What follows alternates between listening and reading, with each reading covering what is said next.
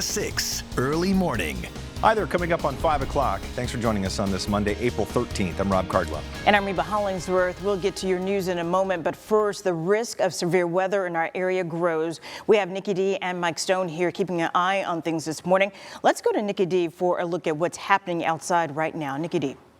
Well, currently we do have a tornado watch in place for areas down to our far south. That's highlighted for you in the red. Mike and I were discussing earlier, we do anticipate this to get spread northward just a bit because our environment has all the ingredients it does need for the potential of strong storms and possibly even some tornadoes to push into our area. Not saying that to frighten you, but you've got to be aware at how potent the system is. Right now, we do have a severe thunderstorm watch in place, highlighted for you just off to our west in the yellow. We are going to see some more of those thunderstorms beginning to move into our direction throughout the day. Now, the SPC does have an enhanced risk out there for us for majority of Central Virginia. Basically, this is letting you know, hey, we're going to see some storms today. Some of these aren't going to be so short-lived. They're going to last a little bit longer, and we do have that enhanced threat when it comes to tornadoes. I'll be honest, this is the highest I have seen in Central Virginia since moving here for a morning time event.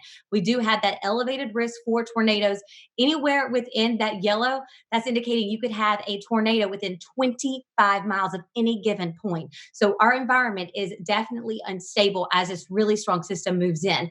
Winds also going to be another issue. Obviously, we've got the advisory in place. You've probably been hearing some of that howling outside because winds currently are sustained around 15 to 20 miles an hour. Those gusts in the upper 20s and 30s. And that is just the beginning. I do look for those winds to continue to go up, gusting even into the 50s and 60s. So when it comes to the main threat, obviously strong winds is going to be the number one issue. If you have any weak trees or small trees at your home, those potentially could fall over. Power outages is going to be something to look out for. The patio furniture, it's light, it's not necessarily stable down. You may want to bring it on inside because these winds will only increase throughout the day. Our tornado threat is really limited to our morning and early afternoon.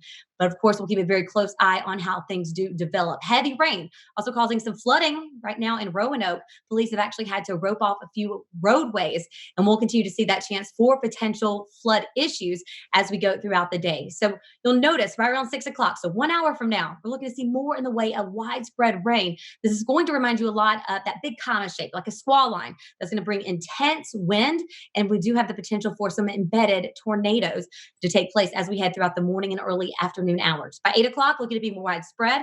That's when we are anticipating the strongest of the storms to take place.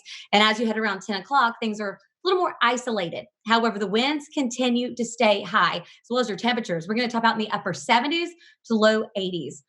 We'll have more details coming up in just a few minutes. Reba? All right, thanks to Nikki-Dee. Dominion Energy says they're keeping an eye on this forecast and crews are ready to respond if need be.